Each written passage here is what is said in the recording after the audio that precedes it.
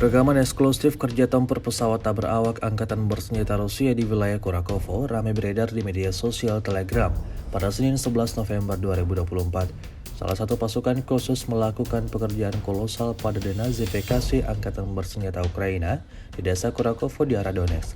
Melihat pergerakan musuh, operator UAV Rusia tidak tanggung-tanggung mulai melancarkan aksinya. Pintu-pintu dan jendela setiap bangunan yang menjadi tempat pelindungan tentara Ukraina dihantam habis-habisan oleh drone Rusia. Seperti yang terlihat dalam rekaman, hantaman tersebut jelas menimbulkan ledakan yang disertai kepulan asap tebal. Sedangkan nasib dari tentara Ukraina yang berlindung di dalamnya tidak diketahui pasti. Namun, militer Rusia mengklaim tak ada yang selamat.